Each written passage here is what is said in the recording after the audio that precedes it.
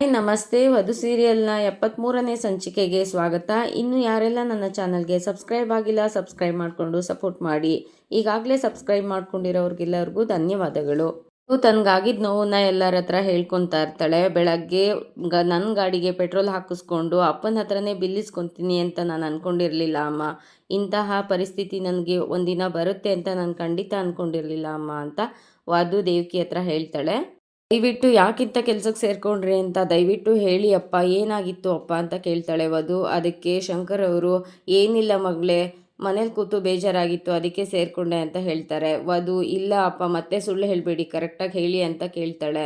ಅದಕ್ಕೆ ಶಂಕರ್ ಅವರು, ಅದು ನಿನ್ನ ಮದುವೆ ಖರ್ಚಿಗೆ ದುಡ್ಡು ಹೊಂದಿಸ್ಬೇಕಿತ್ತು, ದುಡ್ಡೆಲ್ಲೂ ಸಿಗ್ತಾ ಇರಲಿಲ್ಲ, ಮತ್ತು ಇನ್ನೇನು ಮಾಡೋದು ಅಂತ ಕೆಲಸ ಕೇಳಿದೆ. ಆದರೆ ನನ್ನ ಹಣೆ ಬರೋಕ್ಕೆ ಪೆಟ್ರೋಲ್ ಬಂಕಲ್ಲಿ ಕೆಲಸ ಸಿಕ್ತು. ಆದರೆ ಇನ್ನೇನು ಮಾಡೋದು, ಆ ಕೆಲಸ ಬಿಟ್ಟರೆ ಬೇರೆ ಯಾವ ಕೆಲಸನೂ ಇಲ್ಲ, ಮೊದಲೇ ವಯಸ್ಸಾಗಿದೆ ಅಂತ ಅಂದ್ಬಿಟ್ಟು ಸೇರಿಕೊಂಡೆ. ಆದರೆ ನನ್ನ ಹಣೆ ಬರೋಕ್ಕೆ ಮತ್ತೆ ಅಲ್ಲಿ ಗಲಾಟೆ ಆಗೋಯ್ತು. ಅದಕ್ಕೆ ಒಂದು ನನಗೆ ನಿನ್ನ ಮುಖ ಕಾಣಿಸ್ಬಾರ್ದು ಅಂತ ನೀನು ಮಾಸ್ಕ್ ಹಾಕ್ಕೊಂಡಿಯಪ್ಪ. ಅದಕ್ಕೆ ಶಂಕರ್ ಅವರು, ಹೌದು, ನನ್ನ ಆ ಪರಿಸ್ಥಿತಿನಲ್ಲಿ ನೀನು ನೋಡಿದ್ರೆ ನಿನಗೆ ಬೇಜಾರಾಗುತ್ತೆ ಅಲ್ವಾ, ಅದಕ್ಕೆ ಹಾಗೆ ಮಾಡಿದೆ. ಅದರಲ್ಲಿ ಗಲಾಟೆ ಯಾಕಾಯ್ತಪ್ಪ, ಅದು ನೀನು ಬಂದಿಯಲ್ಲ, ಎಲ್ಲಿ ನೀನು ನೋಡ್ಬಿಡ್ತೀಯೋ ಅನ್ನೋ ಗಾಬರಿನಲ್ಲಿ 200 ರೂಪಾಯಿಗೆ ಹಾಕಬೇಕಾದ ಪೆಟ್ರೋಲ್ನ 2000 ರೂಪಾಯಿಗೆ ಹಾಕ್ಬಿಟ್ಟೆ. ಕಸ್ಟಮರು ಆ ದುಡ್ಡನ್ನ ನಾನು ಕೊಡಲ್ಲ ಅಂತ ಗಲಾಟೆ ಮಾಡಿದ್ರು. ಆ ಟೈಮಲ್ಲಿ ಯಾರೂ ನನಗೆ ಸಹಾಯಕ್ಕೆ ಬರಲಿಲ್ಲ. ನನಗೆ ನಾನೇ ದುಡ್ಡು ಕೊಡಬೇಕು ಅಂತ ಬಂದಾಗ ಸಾರ್ಥಕ್ ಅವರು ಬಂದು ದೇವ್ರ ಥರ ನನ್ನನ್ನು ಬಚಾವ್ ಮಾಡಿದ್ರು. ಹಾಗೆ ಸುಜಿತ್ ಅಪ್ಪ ಅಮ್ಮ ಬರ್ತಿದ್ದಾರೆ ಅಂತ ದೇವ್ಕಿ ಫೋನ್ ಮಾಡಿ ಹೇಳಿದಾಗ ನಾನು ಹೋಗಿ ರಜಾ ಕೇಳಿದೆ. ಆದರೆ ಮ್ಯಾನೇಜರ್ ಕೊಡಲ್ಲ ಅಂತ ಹೇಳಿಬಿಟ್ರು. ಇವತ್ತು ತಾನೇ ಕೆಲ್ಸಕ್ಕೆ ಸೇರ್ಕೊಂಡಿದ್ದೀನಿ, ಇನ್ನು ನಾನು ಮನೆಗೆ ಹೋದರೆ ಸರಿ ಹೋಗಲ್ಲ, ಈ ಕೆಲಸ ಹೋದರೆ ನನಗೆ ಬೇರೆ ಕೆಲಸ ಇಲ್ಲ ಅಂತ ಅಂದ್ಬಿಟ್ಟು ಹಾಗೆ ಕಂಟಿನ್ಯೂ ಮಾಡಿದೆ. ನೀವು ಕೆಲಸದಿಂದ ಹೋದರೆ ಮತ್ತೆ ಈ ಕೆಲಸಕ್ಕೆ ಬರಬೇಡಿ ನೀವು ಅಂತ ಹೇಳಿಬಿಟ್ರು. ಅದಕ್ಕೆ ಇನ್ನು ಆಗ್ತಾನೆ ಸೇರಿರೋ ಕೆಲಸನ ಹೇಗೆ ತಾನೇ ಬಿಟ್ಟು ಬರಲಿ ಅಂತ ಹಾಗೆ ಮಾಡಿದೆ ಮಗಳೇ. ಶಂಕರ್ ಅವ್ರು ಹೇಳ್ತಾರೆ ಎಲ್ಲರಿಗೂ. ಅದಕ್ಕೆ ವಧು ತುಂಬ ದುಃಖದಿಂದ, ನೀನು ಈ ಥರ ಕಷ್ಟಪಟ್ಟು ನನ್ನ ಮದುವೆ ಮಾಡೋದಾದರೆ ನಾನು ಮದುವೆನೇ ಆಗಲ್ಲ ಅಪ್ಪ. ಅದಕ್ಕೆ ಶಂಕರ್ ಅವರು, ಹಾಗೆ ಮಾತ್ರ ಮಾಡಬೇಡ ಮಗಳೇ, ಎಷ್ಟೋ ಅಪ್ಪಂದಿರಿಗೆ ಗ್ರ್ಯಾಂಡಾಗಿ ಮದುವೆ ಮಾಡಬೇಕು, ಮಗಳನ್ನ ಚೆನ್ನಾಗಿರೋ ಕಡೆ ಕೊಡಬೇಕು ಅಂತ ಆಸೆ ಇರುತ್ತೆ. ಆದರೆ ಎಷ್ಟೋ ಅಪ್ಪಂದಿರಿಗೆ ನಂತರ ದುಡ್ಡೇ ಇರಲ್ಲ. ಆಗ ಏನೂ ಮಾಡೋಕ್ಕಾಗಲ್ಲ, ಸಾಲ ಮಾಡಬೇಕಾಗುತ್ತೆ, ಇಲ್ಲ ನಂತರ ಕೆಲಸನಾದರೂ ಮಾಡಬೇಕಾಗತ್ತೆ. ನಾನು ನನ್ನ ಫ್ರೆಂಡ್ಸ್ ಹತ್ರ ಎಲ್ಲ ಸಾಲ ಕೇಳಿದೆ, ಆದರೆ ಯಾರೂ ಇಲ್ಲ ಅಂತ ಹೇಳಿಬಿಟ್ರು. ಬಾಡಿಗೆ ಮನೆ, ಕೈಯಲ್ಲಿ ಕೆಲಸ ಇಲ್ಲ, ಕೊಡೋಕ್ಕಾಗಲ್ಲ ಅಂತ ಎಲ್ಲರೂ ಕೈ ಬಿಟ್ಬಿಟ್ರು. ಅದೇ ಸಮಯಕ್ಕೆ ಗಿರ್ವಿ ಅಂಗಡಿಗೆ ನಾನು ಹೋದಾಗ ನಿನ್ನೆ ಇಟ್ಟಿದ್ದ ಚೈನ್ನ ಬಿಡಿಸ್ಕೊಳ್ಳೋಣ ಅಂತ ಮಾಂಗಲ್ಯ ಸರ ಮಾಡಿಸ್ಬೇಕು ಅಂತ ಅನ್ನಿಸ್ತು. ಆದರೆ ಈಗಿನ ಚಿನ್ನದ ರೇಟಲ್ಲಿ ಹೇಗೆ ಮಾಡಿಸೋದು ಅಂತ ಹೇಳಿ ನನ್ನ ಹತ್ರ ಇದ್ದ ಸ್ವಲ್ಪ ದುಡ್ಡನ್ನ ಅಡ್ವಾನ್ಸ್ ಅಂತ ಕೊಟ್ಟು ಬಂದೆ. ಇನ್ನು ಮಿಕ್ಕಿದ್ದಕ್ಕೆ ಕೆಲಸ ಮಾಡಬೇಕು ಅಂತ ನಿರ್ಧಾರ ಮಾಡಿದೆ. ದೇವಕಿ ಅವರು, ಯಾಕ್ರಿ ನನ್ನಿಂದನೂ ವಿಷಯ ಮುಚ್ಚಿಟ್ರಿ ಅಂತ ಹತ್ಕೊಂಡು ಹೇಳ್ತಾರೆ. ಅದಕ್ಕೆ ಶಂಕರ್ ಅವರು, ನನಗೆ ಪೆಟ್ರೋಲ್ ಬಂಕಲ್ಲಿ ಕೆಲಸ ಸಿಕ್ಕಿದೆ ಅಂತ ಅಂದಿದ್ದಿದ್ರೆ ನೀನು ಕಳಿಸ್ಕೊಡ್ತಿದ್ಯಾ ದೇವಕಿ? ನನ್ನ ಖುಷಿಯ ಕೆಲಸಕ್ಕೆ ಹೋಗಿ ಅಂತ ಕಳಿಸ್ಕೊಡ್ತಿದ್ಯಾ? ಖಂಡಿತ ಕಳಿಸ್ಕೊಡ್ತಾ ಇರಲಿಲ್ಲ ಅಂತ ಹೇಳ್ತಾಳೆ ದೇವಕಿ. ಅದಕ್ಕೆ ನಾನು ಹೀಗೆ ಮಾಡಿದೆ. ದೇವಕಿ, ನಿನಗೆ ನನ್ನ ಮೇಲೆ ತುಂಬ ಕಾಳಜಿ ಇದೆ ಅಂತ ನನಗೆ ಗೊತ್ತು. ವಿಷಯ ಗೊತ್ತಾದರೆ ವಧು ಗೊತ್ತಾದರೆ ಮನೆಯವ್ರಿಗೆಲ್ಲರಿಗೂ ವಿಷಯ ಗೊತ್ತಾಗ್ಬೋದು. ಆಮೇಲೆ ನನ್ನ ಮೇಲೆ ಅನುಕಂಪ ಪಟ್ಟು ಕೆಲಸಕ್ಕೆ ಕಳಿಸ್ಲಿಲ್ಲ ಅಂದರೆ, ನಾನು ಕೆಲಸ ಮಾಡೋಕ್ಕಾಗಲ್ಲ ಅಂದರೆ ಅಂತ ಅಂದ್ಬಿಟ್ಟು ಯಾರಿಗೂ ಹೇಳಲಿಲ್ಲ ದೇವಕಿ. ಇಂದ ತಪ್ಪಾಗಿದ್ರೆ ಎಲ್ಲರೂ ದಯವಿಟ್ಟು ನನ್ನನ್ನು ಕ್ಷಮಿಸ್ಬಿಡಿ. ಅಲ್ಲಿ ಸಚಿನ್ ಕೂಡ ಅಲ್ಲಿಗೆ ಬರ್ತಾನೆ. ಅದಕ್ಕೆ ವಧು, ದಯವಿಟ್ಟು ಇನ್ನು ಮುಂದೆ ಈ ಥರ ಕೆಲಸನ ನೀವು ಮಾಡಬೇಡಿ. ಮಾಡಬೇಡ ಅಂದರೆ ನಿನ್ನ ಮದುವೆನ ಹೇಗಮ್ಮ ಮಾಡೋದು? ಚಿನ್ನದ ರೇಟು ಗಗನಕ್ಕೆ ಮುಟ್ಟಿದೆ. ನಿನ್ನ ಮದುವೆಗೆ ಒಡವೆ ಮಾಡಿಸ್ತಾನೆ, ಇರೋಕ್ಕಾಗತ್ತಾ ವಧು? ಅವ್ರು ಏನು ಅನ್ಕೊಳ್ಳಲ್ಲ ಹೇಳು? ವಧು, ಅಪ್ಪ, ನಾನು ಮದುವೆ ಆಗ್ತಾ ಇರೋದು ನಿಮಗೋಸ್ಕರ, ಬೇರೆಯವ್ರಿಗೋಸ್ಕರ ಅಲ್ಲ, 4 ಜನಕ್ಕೋಸ್ಕರ ಅಲ್ಲ. ಮದುವೆ ಮೈ ಮೇಲೆ ಒಡವೆ ಇಲ್ಲ ಅಂತ ಅಂದರೆ ಮದುವೆ ಆಗೋಕ್ಕಾಗಲ್ವಾ? ಹಿಂದಿನ ಕಡೆಯವರ ಮದುವೆ ಖರ್ಚಿನ ಅಪೇಕ್ಷೆದ ಬಗ್ಗೆ ದೇವಕಿ ನನ್ನ ಹತ್ರ ಹೇಳಿದ್ಲು. ನಾವು ಅಂದ್ಕೊಂಡಿರೋ ಖರ್ಚಿಗಿನ್ನ ಅವ್ರ ಅಪೇಕ್ಷೆ ಸ್ವಲ್ಪ ಜಾಸ್ತಿನೇ ಇದೆ. ಅವ್ರು ಹೇಳಿರೋ ಹಾಗೆ ಪೂರ್ತಿ ನಿಭಾಯಿಸೋಕ್ಕಾಗಲಿಲ್ಲ ಅಂತ ಅಂದರು, ಅಟ್ಲೀಸ್ಟ್ ಅರ್ಧದ ಅಷ್ಟಾದರೂ ನಾವು ಮಾಡಿಕೊಡ್ಬೇಕಲ್ವಾ? ಅದಕ್ಕೆ ನನ್ನ ಕೈಯಲ್ಲಿ ದುಡ್ಡಿರಬೇಕು ಅಲ್ವಾ? ಮಾಡೋದು, ನಾನು ಕೆಲಸ ಮಾಡಲೇಬೇಕು ಅಲ್ವಾ ಅಂತ ಅಂದ್ಬಿಟ್ಟು ಶಂಕರ್ ಅವರು ಹೇಳ್ತಾರೆ. ಅಲ್ಲ ಅಪ್ಪ, ನೀವು ಹೇಳ್ತಾ ಇರೋದು ನೋಡಿದ್ರೆ ನೀವು ಮಾಡೋ ಕೆಲಸದಿಂದ ಒಂದು 20ರಿಂದ 30 ಸಾವಿರ ಬರ್ಬೋದು. ಆ 20-30 ಸಾವಿರದಲ್ಲಿ ಅಕ್ಕನ ಮದುವೆ ಮಾಡೋಕ್ಕಾಗತ್ತಾ ಅಂತ ಭೂಮಿ ಹೇಳ್ತಾಳೆ. ಅದಕ್ಕೆ ಶಂಕರ್ ಅವರು, ನೀನು ಹೇಳೋ ಹಾಗೆ 20-30 ಸಾವಿರದಲ್ಲಿ ಮದುವೆ ಮಾಡೋಕ್ಕಾಗಲ್ಲ, ಆದರೆ ಆ ಮದುವೆನ ಮಾಡ್ಬೋದು ಅನ್ನೋ ಭರವಸೆನ ಆ 20-30 ಸಾವಿರ ಹುಟ್ಟಿಸುತ್ತೆ. ಒಂದು ಕೆಲಸ ಇದ್ದರೆ ಲಕ್ಷಗಟ್ಟಲೆ ಸಾಲ ಕೇಳ್ಬೋದು. ಎಲ್ಲಿ ಕೆಲಸ ಇದೆ, ಸಾಲ ಕೊಟ್ಟರೆ ಸಾಲ ತೀರಿಸ್ತಾನೆ ಇವನು ಅಂತ ಧಾರಾಳವಾಗಿ ಸಾಲ ಕೊಡ್ತಾರೆ. ಕೆಲಸ ಇಲ್ಲದೆ ಮನೇಲಿ ಕೂತಿದ್ರೆ ಯಾರೂ ಸಾಲ ಕೊಡಲ್ಲ. ಭೂಮಿ, ಹೌದಪ್ಪ, ಅಕ್ಕನಿಗೆ ಮಾಂಗಲ್ಯ ಸರ ಮಾಡಿಸ್ಬೇಕು ನಿಜ.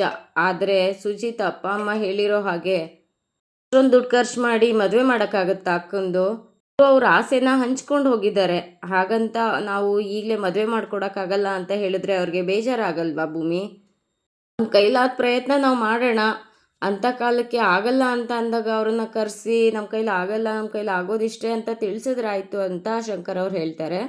ಅಕ್ಕನ ಮದುವೆಗೆ ಒಡವೆ ಇಲ್ಲ ಅಂತ ಬೇಜಾರು ಮಾಡ್ಕೋಬೇಡ ಅಪ್ಪ.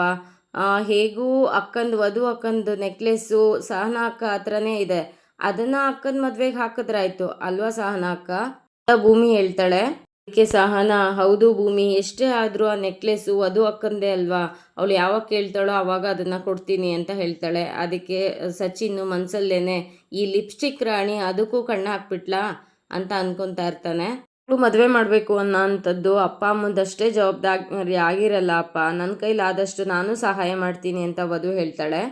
ಏನೋ ಸಾರ್ಥಕ್ ಅವರಿದ್ರು ನಿಮ್ಮನ್ನು ಬಚಾವ್ ಮಾಡಿ ಮನೆ ಕರ್ಕೊಂಡು ಬಂದರು, ಎಲ್ಲ ಟೈಮಲ್ಲೂ ಸಾರ್ಥಕ್ ಅವರೇ ಇರ್ತಾರಾ? ಹೀಗೆ ನನ್ನ ಮದುವೆಗಿನ್ನ ನೀನು ಆರೋಗ್ಯವಾಗಿ ಖುಷಿಯಾಗಿ ಆರಾಮಾಗಿರೋದು ಮುಖ್ಯ ಅಪ್ಪ. ಭೂಮಿ, ಹೌದು, ನಂದು ಇನ್ನೇನು ಓದು ಮುಗಿಯುತ್ತೆ, ನಾನು ಕೆಲ್ಸಕ್ಕೆ ಸೇರಿ ನನ್ನ ಕೈಲಾದಷ್ಟು ದುಡ್ಡು ನಾನು ಕೊಡ್ತೀನಿ ಅಪ್ಪ. ಭೂಮಿ ಹೇಳ್ತಾಳೆ, ಹಾಗೆ ಮಹಂತು ಕೂಡ, ಅಣ್ಣ ನಾನು ದುಡಿತಾ ಇದ್ದೀನಿ ಅಲ್ವಾ, ನನ್ನ ಕೈಲಾದಷ್ಟು ಸಹಾಯ ನಾನು ಮಾಡ್ತೀನಿ ಅಂತ ಹೇಳ್ತಾನೆ. ಸಚಿನ್ ಕೂಡ, ಮಾವ ನಾನು ಈ ಮನೆ ಅಳಿಯನೇ ಅಲ್ವಾ, ನನ್ನ ಕೈಲಿ ಎಷ್ಟು ಆಗುತ್ತೋ ಅಷ್ಟು ಸಹಾಯ ನಾನು ಮಾಡ್ತೀನಿ ಅಂತ ಸಚಿನ್ ಕೂಡ ಹೇಳ್ತಾರೆ. ದೇವ್ಕಿ ಅವರು ಎಲ್ಲರೂ ಸಹಾಯ ಮಾಡ್ತೀವಿ ಅಂತ ಹೇಳಬೇಕಾದ್ರೆ ನೀವ್ಯಾಕ್ರಿ ಕೆಲಸ ಮಾಡಬೇಕು, ಎದ್ಬಿಡಿ ಅಂತ ದೇವ್ಕಿ ಅವರು ಹೇಳ್ತಾರೆ. ಅದಕ್ಕೆ ಶಂಕರ್ ಅವರು, ನಿಮ್ಮ ಮಾತನ್ನ ಕೇಳಿ ನಂಗೆ ಸ್ವಲ್ಪ ಸಮಾಧಾನ ಆಯಿತು, ಮದುವೆಗೆ ನೀವೆಲ್ಲರೂ ಸಹಾಯ ಮಾಡ್ತೀವಿ ಅನ್ನೋದನ್ನ ಕೇಳಿ ನನಗೆ ತುಂಬ ಸಂತೋಷನೂ ಆಯಿತು, ನೋಡೋಣ ದೇವ್ರು ಹೇಗೆ ನಡೆಸ್ತಾನೆ ಹಾಗೆ ನಡೀತೀನಿ. ಶಂಕರ್ ಅವರು ಹೇಳಿ ಎಲ್ಲರಿಗೂ ಸಮಾಧಾನ ಮಾಡ್ಕೊತಾರೆ. ಸಾರ್ಥಕ್ ಲಕ್ಕಿನ ಕರೆಸ್ಕೊಂಡು ಮೀಟ್ ಮಾಡಿರ್ತಾರೆ. ಲಕ್ಕಿ, ಎಂತ ಆಯಿತು ಸರ್, ಅರ್ಜೆಂಟಾಗಿ ಫೋನ್ ಮಾಡಿ ನನ್ನನ್ನು ಬರೋಕ್ಕೆ ಹೇಳಿದ್ರಿ? ಸಾರ್ಥಕ್, ನಿನ್ನಿಂದ ಒಂದು ಫೇವರ್ ಆಗಬೇಕು ಲಕ್ಕಿ, ಆದರೆ ಎಕ್ಸ್ಪೆಷಲಿ ವಧುಗೆ ಗೊತ್ತಾಗಬಾರ್ದು, ಯಾರಿಗೂ ಗೊತ್ತಾಗಬಾರ್ದು ಅಂತ ಸಾರ್ಥಕ್ ಹೇಳ್ತಾರೆ. ಅದಕ್ಕೆ ಲಕ್ಕಿ, ಸಾರಿ ಸರ್, ವಧು ಮೇಡಮ್ಗೆ ನೀವು ಅವಮಾನ ಮಾಡಿದ್ದು ತುಂಬ ತಪ್ಪು, ಆ ಅವಮಾನದಿಂದ ಅವರು ಕೆಲಸ ಬಿಡೋಂಗಾಯ್ತು, ಏನು ಮಾಡಿದರು ಸರ್ ವಧು ಮೇಡಮ್ ಅಂತ ಕೇಳ್ತಾನೆ. ಅದಕ್ಕೋಸ್ಕರ ಸಾರ್ಥಕ್, ಅದು ಮುಗ್ದೋಗಿರೋ ವಿಷಯ ಲಕ್ಕಿ, ಮತ್ತೆ ಅದನ್ನು ಕೇಳಬೇಡ ನೀನು, ಮುಗ್ದೋಗಿರೋ ಪ್ರೋಸೆಸ್ ಚಾಪ್ಟರ್ ಅಂತ ಹೇಳಿ ನಾನು ನಿನ್ನನ್ನು ಇಲ್ಲಿಗೆ ಏಕೆ ಕರೆಸ್ಕೊಂಡೆ ಅಂತ ಹೇಳಿದ್ರೆ ಒಂದು ಕೆಲಸ ನೋಡಬೇಕು ಹೇಳ್ತಾ ಇದ್ದೀರಾ ಸರ್? ಹೌದು, ನನಗೆ ಗೊತ್ತಿರೋ ಒಬ್ಬರು ಕಂಪ್ನಿನಲ್ಲಿ ನಾನು ವಧುಗೆ ಒಂದು ಕೆಲಸ ನೋಡಿದ್ದೀನಿ, ಹೀ ಈಸ್ ಎ ಓನರ್. ಅದೆಲ್ಲ ಗೊತ್ತಿಲ್ಲ, ವಧುನ ನೀನು ಹೇಗಾದರೂ ಮಾಡಿ ಅಲ್ಲಿಗೆ ಇಂಟರ್ವ್ಯೂಗೆ ಕರ್ಕೊಂಡು ಹೋಗಬೇಕು, ಕೆಲಸ ಅವ್ರಿಗೆ ಆಗೋ ಥರ ನಾನು ಮಾಡ್ತೀನಿ, ಬಟ್ ಮೋಸ್ಟ್ ಇಂಪಾರ್ಟೆಂಟ್ಲಿ ಆ ಕೆಲಸ ನಾನೇ ಕೊಡಿಸ್ತೆ ಅಂತ ಅವ್ರಿಗೆ ಗೊತ್ತಾಗಬಾರ್ದು. ಚೆನ್ನಾಗಿ ಅರ್ಥ ಆಯಿತು ಸರ್, ಆದರೆ ಲೈಟಾಗಿ ನನಗೆ ಮಂಡೆ ಬಿಸಿ ಆಗ್ತಾ ಉಂಟು ಅಂತ ಲಕ್ಕಿ ಹೇಳ್ತಾನೆ. ಸಾರ್ಥ ಕನ್ಫ್ಯೂಸ್ ಆಗಿ ನನಗೆ ಅರ್ಥ ಆಗಲಿಲ್ಲ ಅಂತ ಹೇಳ್ತಾನೆ. ಅದಕ್ಕೆ ಲಕ್ಕಿ, ನನಗೆ ಒಂದು ವಿಷಯ ಅರ್ಥ ಆಗ್ತಾ ಇಲ್ಲ, ಅಂದರೆ ವಧು ಮೇಡಮ್ಗೆ ಅವಮಾನ ಮಾಡಿ ಕೆಲಸದಿಂದ ತೆಗೆದವರು ನೀವೇನೆ, ಹಾಗೆ ಇವಾಗ ಅವ್ರಿಗೆ ಇನ್ನೊಂದು ಕೆಲಸನೂ ಕೊಡಿಸ್ತಾ ಇದ್ದೀರಾ, ಲಾಯರ್ ಕೆಲಸ ಮಾಡಬೇಡ ಅಂತ ಹೇಳಿದ್ದು ನೀವೇ, ಅದು ವಧುಗೆ ಗೊತ್ತಾಗೋದು ಬೇಡ ಅಂತಲೂ ಹೇಳ್ತಾ ಇದ್ದೀರಾ, ಮತ್ತು ಸುತ್ತಿ ಬಳಸಿ ಈ ಕೆಲಸನ ನನ್ನ ಹತ್ರನೇ ಮಾಡಿಸ್ತಾ ಇದ್ದೀರಾ, ಇದರಿಂದ ಏನು ಸರ್? ವಧು ಮೇಡಮ್ಗೆ ಒಂದು ಕಾಲ್ ಮಾಡಿ ಸಾರಿ ಹೇಳಿ ಆ ವಧು ಮೇಡಮ್ಗೆ ಈ ಕೆಲಸನ ಆಫರ್ ಮಾಡ್ಬೋದಲ್ಲ. ಕಣ್ಣಿಗೆ ವಿಲನ್ ಆಗಿರೋ ನೀವು ಹೀರೋ ಆಗ್ಬೋದು, ಐಡಿಯಾ ಚಂದ ಉಂಟು, ಎಂತ ಹೇಳ್ತೀರಾ ಅಂತ ಈ ತಮಾಷೆ ಮಾಡ್ತಾನೆ. ಸಾರ್ಥಕ್ ಅವ್ರ ದೃಷ್ಟಿನಲ್ಲಿ ನಾನು ಕೊನೆವರೆಗೂ ಕೆಂಟವನಾಗೇ ಇದ್ದರೆ ಪರವಾಗಿಲ್ಲ, ಆದರೆ ನಾನು ಅವ್ರಿಗೆ ಕಾಲ್ ಮಾಡಿ ಜಾಬ್ ಆಫರ್ ಮಾಡಲ್ಲ. ಮಾಡಿದ್ರೆ ಸಮಸ್ಯೆ ಆಗ್ತದಾ? ಅವ್ರಿಗೆ ನನ್ನ ಮೇಲಿರೋ ಕೋಪಕ್ಕೆ ಕೆಲಸ ಮಾಡ್ದೇ ಇರ್ಬೋದು. ತುಂಬ ಸ್ವಾಭಿಮಾನಿ ಲಕ್ಕಿ, ನನ್ನಿಂದ ಅವ್ರಿಗೆ ಸಹಾಯ ಆಯ್ತದೆ ಅಂತ ಗೊತ್ತಾದರೆ ಅವರು ಖಂಡಿತ ಆ ಕೆಲಸ ಮಾಡಲ್ಲ. ಲಾಸ್ ಆಗೋದು ಯಾರಿಗೆ? ಅದು ಅವ್ರಿಗೇನೆ. ಅರ್ಥ ಆಯಿತು ಬಿಡಿ ಸರ್, ಹೇಳ್ದಾಗೆ ನಾನು ಅವರಿಗೆ ಕಾಲ್ ಮಾಡಿ ಮಾತಾಡ್ತೇನೆ. ಒಂದು ವಿಷಯ ಗೊತ್ತುಂಟಾ, ನೀವು ವಧು ಮೇಡಮ್ನ ಕೆಲಸದಿಂದ ತೆಗೆದು ಹಾಕಿದ್ಮೇಲೆ ನನಗೆ ನಿಮ್ಮ ಮೇಲೆ ತುಂಬ ಕೋಪ ಬಂದಿತ್ತು. ಮೇಡಮ್ ಥರ ನನಗೂ ನಿಮ್ಮ ಮೇಲೆ ಒಂದು ಬ್ಯಾಡ್ ಇಮೇಜ್ ಇತ್ತು, ಆದರೆ ನಿಮ್ಮನ್ನು ಇವತ್ತು ಭೇಟಿ ಆದಮೇಲೆ ನನಗೊಂದು ವಿಷಯ ಗೊತ್ತಾಯಿತು. ನೋಡೋಕೆ ಮಾತ್ರ ರಫು, ಆದರೆ ನಿಮ್ಮ ಮನಸ್ಸು ನಮ್ಮ ಮಂಗಳೂರು ಬಂದ ಥರ ಸಾಫ್ಟ್. ನನಗೊಂದು ಡೌಟು ಸರ್, ಮತ್ತೆ ತಲೆ ತಿಂತಾ ಇದ್ದಾನೆ ಅಂತ ಅಂದ್ಕೊಬೇಡಿ, ಆದರೆ ವಧು ಮೇಡಮ್ನ ನೀವು ಕೆಲಸದಿಂದ ಏನಕ್ಕೆ ಕಿತ್ತಾಕಿದ್ದು? ಸಾರ್ಥಕ್ ಯೋಚನೆ ಮಾಡ್ತಾ ನಿಂತಿರ್ತಾನೆ. ಅದಕ್ಕೆ ಲಕ್ಕಿ, ಅರ್ಥ ಆಯಿತು ಬಿಡಿ ಸರ್, ನೀವು ಅದು ವಿಷಯನ ಹೇಳಲ್ಲ ಅಂತ ಬಗ್ಗೆ ನಿಮ್ಮ ಹತ್ರ ಮತ್ತೆ ಕೇಳಿ ನಿಮ್ಮ ಮಂಡೆ ಬಿಸಿ ಮಾಡಲ್ಲ. ವಧು ಮೇಡಮ್ಗೆ ಈಗಲೇ ಕಾಲ್ ಮಾಡಿ ಮಾತಾಡ್ತೇನೆ. ಸಾರ್ಥಕ್ ಥ್ಯಾಂಕ್ ಯು ಹೇಳ್ತಾರೆ.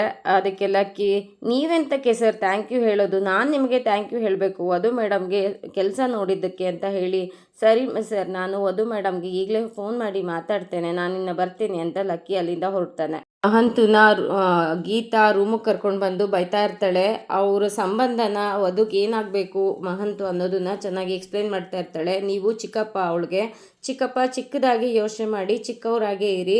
ಯಾಕೆ ವಧು ಮದುವೆಗೆ ದುಡ್ಡು ಕೊಡ್ತೀನಿ ಅಂತ ಹೇಳಿದ್ರಿ, ನೀವು ದುಡಿತಾ ಇರೋದೇ ಜುಜುಬಿ ದುಡ್ಡು, ಆ ದುಡ್ಡಲ್ಲೂ ವಧು ಮದುವೆಗೆ ಖರ್ಚಿಗೆ ದುಡ್ಡು ಕೊಡ್ತೀನಿ ಅಂತ ಹೇಳ್ತೀರಲ್ಲ.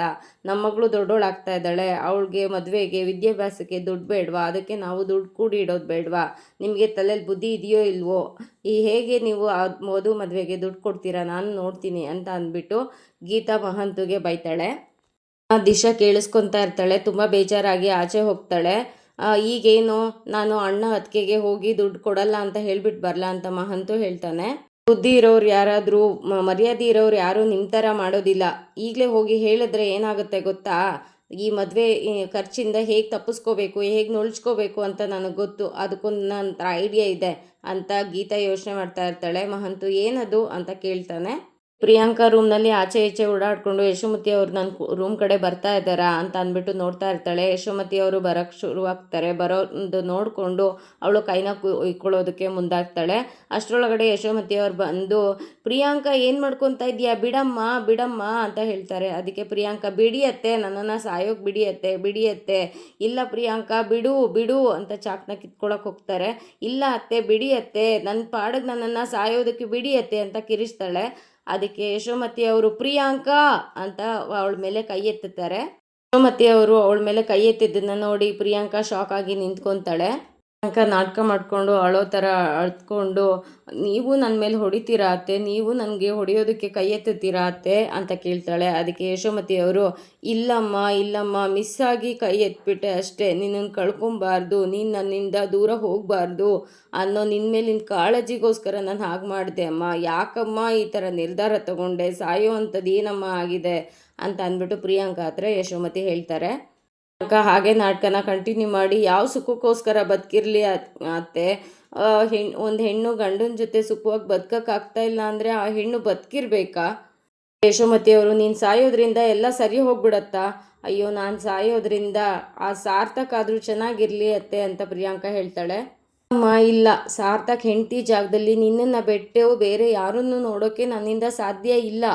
ಅವತ್ತಿದ್ರು ನೀನೇ ನನ್ನ ನೆಚ್ಚಿನ ಸೊಸೆ, ನೀನೇ ಸಾರ್ಥಕ್ ಹೆಂಡತಿ ಅಂತ ಹೇಳ್ತಾರೆ ಯಶೋಮತಿ ಅವರು. ಅದಕ್ಕೆ ಪ್ರಿಯಾಂಕಾ ಕೋಪದಿಂದ, ಆದರೆ ಸಾರ್ಥಕ್ಕೆ ನಾನು ಅವನ ಹೆಂಡತಿ ಆಗಿರೋದು ಇಷ್ಟ ಇಲ್ವಲ್ಲ ಅತ್ತೆ, ಇಷ್ಟು ದಿನ ಅಂತ ಅವನ ಹೆಂಡತಿ ಮನೆ ಸೊಸೆ ಆಗಿ ನಾಟಕ ಮಾಡಲಿ. ಮತ್ತೆ ನೋಡಿದ್ರ ಬಂದವರು ನನ್ನನ್ನು ಹೇಗೆ ಹೀಯಾಳಿಸಿದ್ರು, ಕ್ವಶನ್ ಮಾಡಿದ್ರು, ನಾಳೆ ಇನ್ನೊಬ್ರು ಬರ್ತಾರೆ, ನನಗೂ ಮಗು ಬೇಕತ್ತೆ, ನನಗೂ ತಾಯಿ ಆಗಬೇಕು ಅನ್ನೋ ಆಸೆ ಇದೆ, ನಾಳೆ ಏನಾದರೂ ಆದರೆ ನಾನು ಹೇಗೆ ಬದುಕಲಿ, ನನಗೆ ಯಾರು ಆಗ್ತಾರೆ ಅಂತ ಪ್ರಿಯಾಂಕಾ ಯಶೋಮತಿ ಅವ್ರ ಹತ್ರ ಹೇಳ್ತಾಳೆ. ಇದಕ್ಕೆ ಯಶೋಮತಿ ಅವರು, ಏನೂ ಆಗಲ್ಲಮ್ಮ, ಆ ಥರ ಏನೂ ಆಗಬಾರ್ದು, ಒಂದು ವೇಳೆ ಆ ಥರ ಆದ್ರೂ ನೀನು ಗೌರವದಿಂದ ಬದುಕೋದಕ್ಕೆ ಏನು ವ್ಯವಸ್ಥೆ ಮಾಡಬೇಕು ಅದನ್ನು ನಾನು ಮಾಡ್ತೀನಿ ಅಂತ ಯಶೋಮತಿ ಅವರು ಹೇಳ್ತಾರೆ.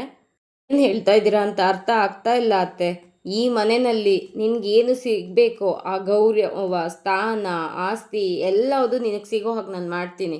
ಇರೋವಾಗಲೂ ನಾನು ಹೋದ್ಮೇಲೂ ನಿನಗೆ ಏನು ವ್ಯವಸ್ಥೆ ಆಗಬೇಕು, ನಿನ್ನ ಎಲ್ಲದಕ್ಕೂ ಪರಿಹಾರನ ನಾನು ಹುಡುಕ್ತಾ ಇದ್ದೀನಿ, ಆ ವ್ಯವಸ್ಥೆನ ನಾನು ಮಾಡ್ತಾ ಇದ್ದೀನಿ ಅಂತ ಯಶೋಮತಿ ಅವರು ಹೇಳ್ತಾರೆ. ಅದಕ್ಕೆ ಪ್ರಿಯಾಂಕಾ, ಅವತ್ತು ಹೀಗೆ ಹೇಳಿದ್ರಿ ಅತ್ತೆ, ಆದರೆ ಏನೂ ಹೇಳಲಿಲ್ಲ, ಇವತ್ತು ಹೀಗೆ ಹೇಳ್ತಾ ಇದ್ದೀರಾ, ನನಗೇನೂ ಅರ್ಥ ಆಗ್ತಾ ಇಲ್ಲ ಅತ್ತೆ, ಹೇಳಿ ಅತ್ತೆ, ನನ್ನಿಂದ ಏನಾದರೂ ಮುಚ್ಚಿಟ್ಟಿದ್ದೀರಾ? ಇಲ್ಲಮ್ಮ, ನಿನ್ನಿಂದ ಮುಚ್ಚಿಡೋ ಅಂಥದ್ದು ಏನೂ ಇಲ್ಲ. ನನ್ನ ಕಂಪ್ನಿಯಲ್ಲಿ ನನ್ನ ಷೇರು, ಆ ಶೇರಲ್ಲಿ 50% ಶೇರು ನಿನ್ನ ಹೆಸರಿಗೆ ಬರೀಬೇಕು, ನಿನಗೆ ವಿಲ್ ಮಾಡಬೇಕು ಅಂತ ನಾನು ವಧು ಹತ್ರ ಹೇಳಿದ್ದೀನಿ. ಹೇಳ್ತಾ ಇದ್ದೀರಾ ಅತ್ತೆ, ಅದೆಲ್ಲ ನನಗೇನಕ್ಕೆ ಬೇಕು? ಅದಕ್ಕೆ ಯಶೋಮತಿ ಅವರು, ಖಂಡಿತ ಬೇಕಮ್ಮ, ನೀನು ಎಷ್ಟು ಸ್ವಾಭಿಮಾನಿ ಅಂತ ನನಗೆ ಗೊತ್ತು.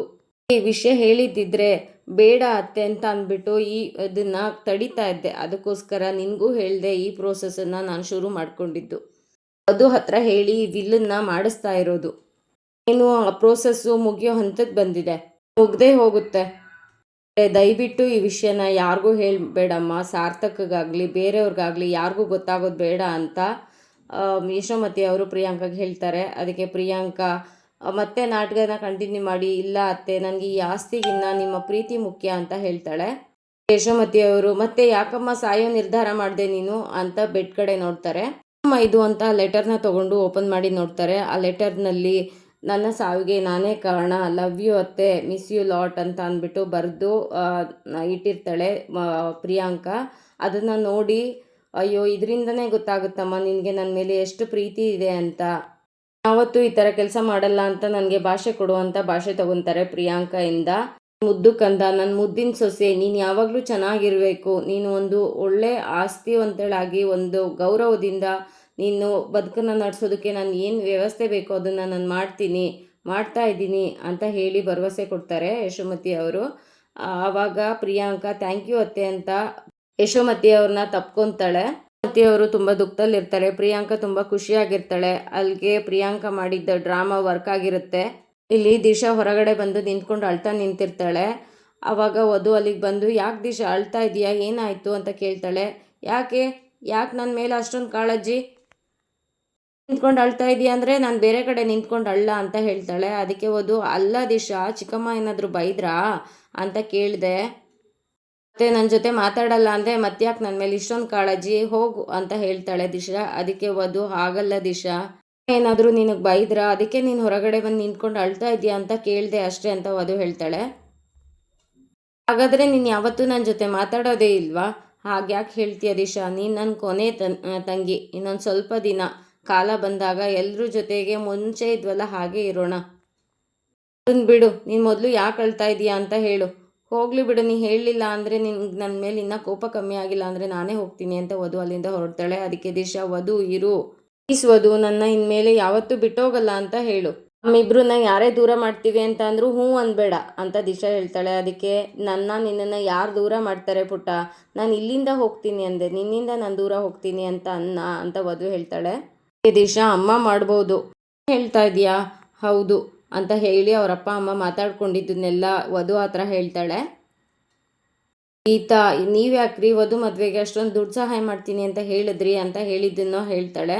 ಅದಕ್ಕೆ ವಧು, ಹೌದಾ ಇಷ್ಟೆಲ್ಲ ಜಗಳ ಆಯ್ತಾ ಅಂತ ವಧು ಕೇಳ್ತಾಳೆ. ಅದಕ್ಕೆ ದಿಶಾ, ಹೌದು, ಅಮ್ಮನ ಹತ್ರ ನಾನು ಹೇಳಿದೆ ಅಂತ ಏನು ಕೇಳೋಕೆ ಹೋಗ್ಬೇಡ, ಏನಾದರೂ ಗೊತ್ತಾದರೆ ನನ್ನನ್ನು ಇಲ್ಲಿಂದ ತುಂಬ ದೂರ ಕರ್ಕೊಂಡು ಹೋಗ್ತಾರೆ, ನಿನ್ನ ದೂರ ಮಾಡ್ತಾರೆ ಅಂತ ಹೇಳ್ತಾಳೆ ದಿಶಾ. ಅದಕ್ಕೆ ಹಾಗೆ ಯಾಕೆ ಅನ್ಕೊಂತೀಯ ಪುಟ್ಟ, ನಾನಿಲ್ವಾ, ಆ ಥರ ಏನಾದ್ರು ಸಂದರ್ಭ ಬಂದರೆ ನಾನೇ ಚಿಕ್ಕಮ್ಮನ ಕೈ ಕಾಲು ಹಿಡಿದು ನಿನ್ನನ್ನು ಉಳಿಸ್ಕೊತೀನಿ, ಯಾಕೆ ಹಾಗೆ ಮಾಡ್ತೀಯಾ ಅಂತ ದಿಶಾ ಕೇಳ್ತಾಳೆ. ನನ್ನ ಪುಟ್ಟ ತಂಗಿಗೋಸ್ಕರ ಅಂತ ವಧು ಹೇಳ್ತಾಳೆ. ಈಗ ನಾನೇನೋ ಕೆಲಸ ಬಿಟ್ಟಿದ್ದೀನಿ, ಆದಷ್ಟು ಬೇಗ ನನಗೊಂದು ಕೆಲಸ ಸಿಗಲಿ, ನಾನೇ ಎಲ್ಲರೂ ನೋಡ್ಕೊತೀನಿ, ಆವಾಗ ಎಲ್ಲರೂ ಒಟ್ಟಿಗೆ ಇರ್ಬೋದು.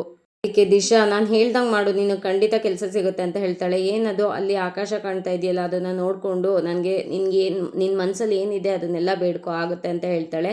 ನೀನು ಪುಟ್ಟ ಹುಡುಗಿ, ನೀನು ಕೇಳ್ಕೊಂಡ್ರೆ ಆಗುತ್ತೆ, ನನಗಾಗಲ್ಲ ಅಂತ ವಧು ಹೇಳ್ತಾಳೆ. ಇಲ್ಲ ನನಗೆ ಗೊತ್ತಿಲ್ಲ, ಒಂದ್ಸಲ ಬೇಡ್ಕೋಬೋದು, ಆಗುತ್ತೆ ಅಂತ ಹೇಳ್ತಾಳೆ ದಿಶಾ. ಆವಾಗ ವಧು ಅವಳ ಮಾತಿಗೆ ಬೆಲೆ ಕೊಟ್ಟು ಬೇಡ್ಕೊತಾಳೆ. ದೇವರೇ ಆದಷ್ಟು ಬೇಗ ನನಗೊಂದು ಕೆಲಸ ಸಿಗಲಿ, ಎಲ್ಲ ಸಮಸ್ಯೆಗಳು ಪರಿಹಾರ ಆಗಲಿ ಅಂತ ಬೇಡ್ಕೊತಾಳೆ. ಬೇಡ್ಕೊಂಡಿದ್ದು ಸ್ವಲ್ಪ ಹೊತ್ತಿಗೆ ಒಂದು ಕಾಲ್ ಬರುತ್ತೆ. ಅದು ಲಕ್ಕಿ ಕಾಲ್ ಆಗಿರುತ್ತೆ. ಮೇಡಮ್, ನಾಳೆ ನಿಮಗೊಂದು ಇಂಟರ್ವ್ಯೂ ಇದೆ, ಬರ್ತೀರಾ ಅಂತ ಹೇಳ್ತಾನೆ. ಒಂದು ಗೊತ್ತಿರೋ ಕಂಪ್ನಿನಲ್ಲಿ ವಿಚಾರಿಸ್ತೆ, ನಿಮ್ಗೊಂದು ಜಾಬ್ ಆಫರ್ ಇದೆ, ಬನ್ನಿ ಮೇಡಮ್ ಅಂತ ಹೇಳ್ತಾನೆ. ಅದಕ್ಕೆ ವಧು ತುಂಬ ಖುಷಿಯಿಂದ ಫೋನ್ ಇಡ್ತಾಳೆ, ಓಕೆ ಬರ್ತೀನಿ ಅಂತ ಹೇಳಿ. ದಿಶಾ ಹತ್ರ ನನಗೆ ನಾಳೆ ಒಂದು ಇಂಟರ್ವ್ಯೂ ಇದೆ ಅಂತ ಹೇಳ್ತಾಳೆ ಖುಷಿಯಿಂದ. ಅದಕ್ಕೆ ದಿಶಾ, ನೋಡ್ದಾ ನಾನು ಹೇಳಿದ್ದು ವರ್ಕ್ ಆಯಿತು ಅಂತ ದಿಶಾ ಹೇಳ್ತಾಳೆ. ವಧು, ಅದು ಇಂಟರ್ವ್ಯೂ ಅಷ್ಟೇ, ಜಾಬ್ ಅಲ್ಲ ಅಂತ ಹೇಳ್ತಾಳೆ. ತಲೆ ಕೆಡಿಸ್ಕೋಬೇಡ ವಧು, ಆ ಕೆಲಸ ನಿನ್ಗಾಗೇ ಆಗುತ್ತೆ ಅಂತ ದಿಶಾ ಭರವಸೆ ಕೊಡ್ತಾಳೆ. ಈ ಸಂಚಿಕೆ ನಿಮಗೆ ಇಷ್ಟ ಆಗಿದ್ರೆ ಒಂದು ಲೈಕ್ ಕೊಟ್ಟು ಶೇರ್ ಮಾಡಿ, ಕಮೆಂಟ್ ಬಾಕ್ಸಲ್ಲಿ ಕಮೆಂಟ್ ಮಾಡಿ ತಿಳಿಸಿ ಈ ಸಂಚಿಕೆ ಹೇಗೆ ಬಂತು ಅಂತ. ನೆಕ್ಸ್ಟ್ ಸಂಚಿಕೆನಲ್ಲಿ ಸಿಗೋಣ. ಅಲ್ಲಿವರೆಗೂ ಟೇಕ್ ಕೇರ್, ಬಾಯ್.